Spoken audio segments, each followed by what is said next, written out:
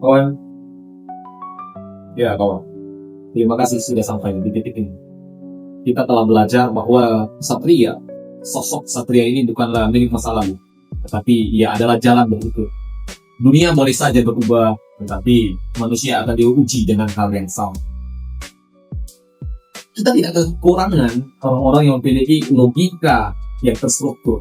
Kita tidak kekurangan orang-orang yang masih memiliki naluri yang luhur. Tetapi bagaimana mempersiapkan sampai tibanya kematian itu dalam keadaan yang tetap bermartabat. Pernah dengar istilah bahwa ada sebuah agama bernama Stoicism. Keberadaan mereka itu sangat terlihat. Ada sebuah keberisikan atau gimmick yang nyata.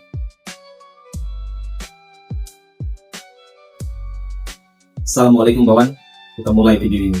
Bahwa setiap bangsa memiliki prajurit untuk berperang. Tetapi tidak setiap peperangan melahirkan kesatria.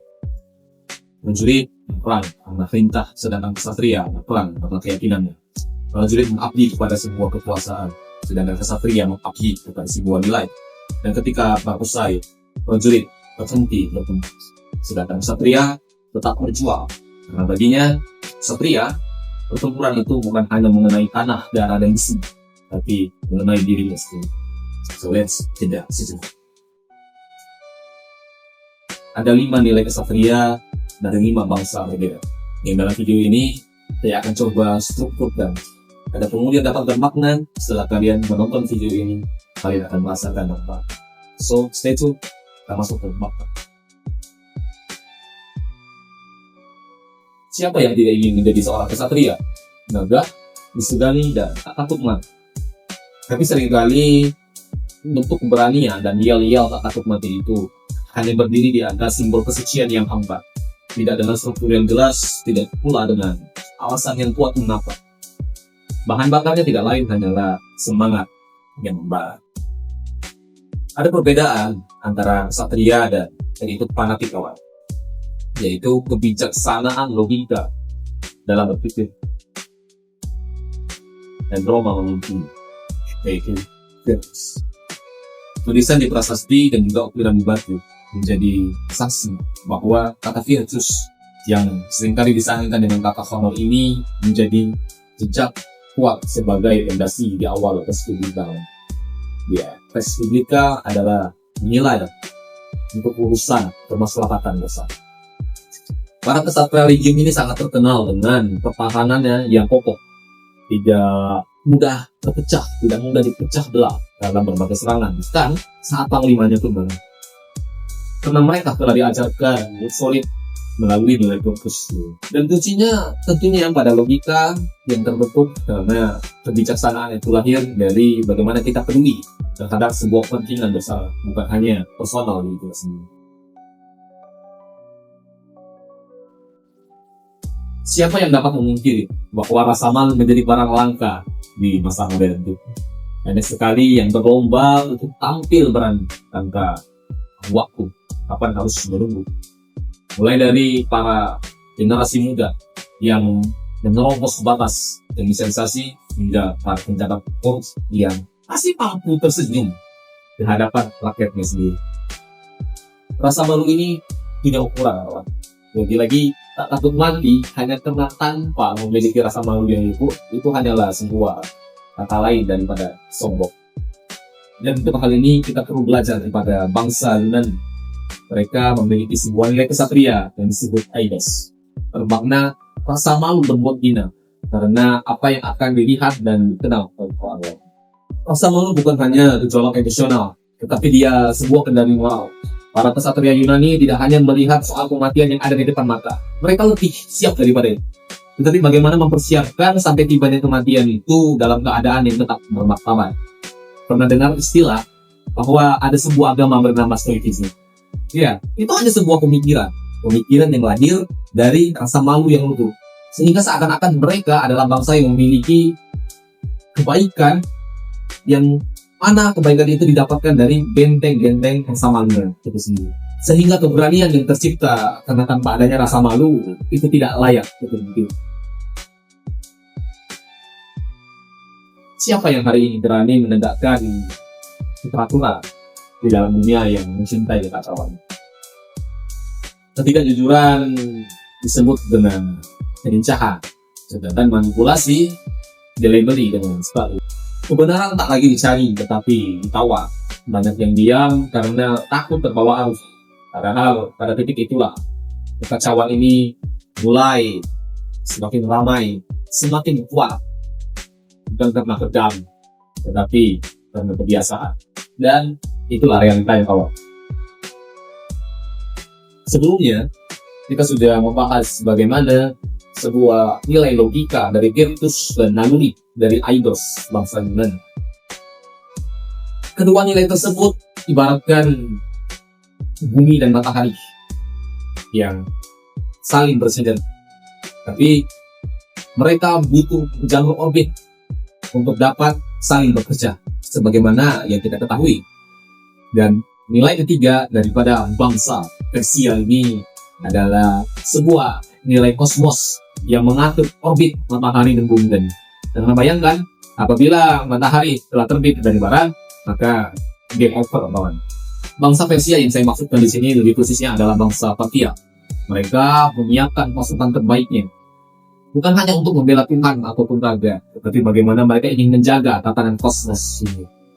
Menarik sekali. Tentu ada nilai yang tetap bisa kita ambil di sini, kawan.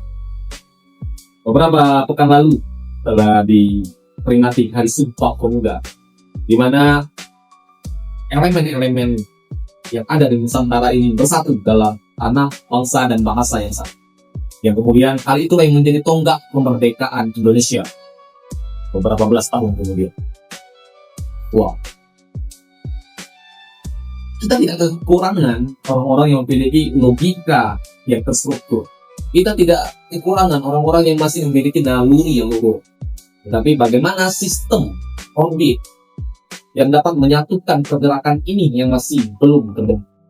Karena dunia sudah mulai kacau, kawan. Dan bagi saya, dengan logika yang ada dan naluri yang masih saya jaga, saya mencoba terus untuk membangun ekosistem pertemanan, lingkungan kerja, bahkan di dalam rumah tangga, agar bumi dan matahari ini dapat berorbit sesuai dengan plannya. Karena kalau mereka sudah berjalan masing-masing, juga tidak ada gunanya, loh. Bagaimana menurut? Siapa yang tak takut mati di sini? Padahal belum pernah bertanya apakah sudah benar benarnya. Banyak yang ingin panjang umur, tetapi tidak banyak yang bertanya atau tahu untuk apa umur itu digunakan. Bekerja tanpa batas, terus berternak hingga kehilangan arah. Ada yang mati perlahan karena kehilangan jabatan, alih-alih menerima korupsi. Ada pula yang mulai mati perlahan karena kehilangan teman, sebab menyampaikan kebenaran. Pahlawan kita tidak hanya yang mereka mati karena gugur di medan tempur dengan darahnya, tetapi mereka yang hidup sampai sekarang dengan pemikiran. Semua hal ini terdengar klise, kawan, tetapi tidak apabila ketiga bab sebelumnya itu sudah utuh dalam orbit ini. So, mari kita masuk ke kesimpulan. Hidup ini penuh makna, kawan. Bukan hanya mengenai kalah atau menang, tenang atau tidak, tetapi nilai yang dijaga itu lebih berharga dari raga itu sendiri.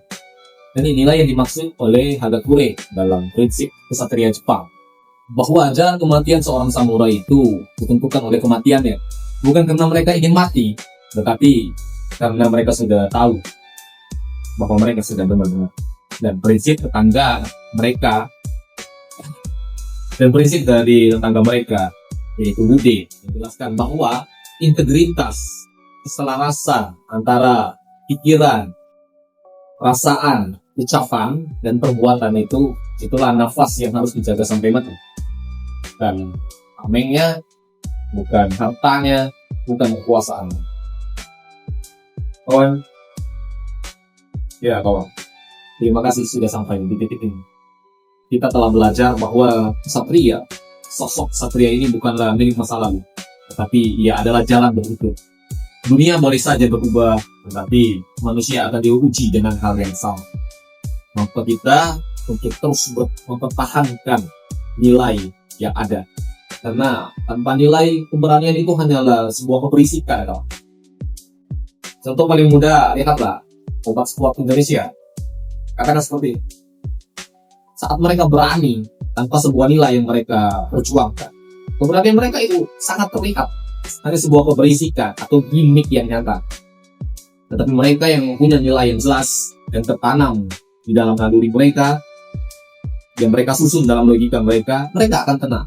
Tetapi akan terlihat nilainya saat mereka berlaga di atas ring pertarungan.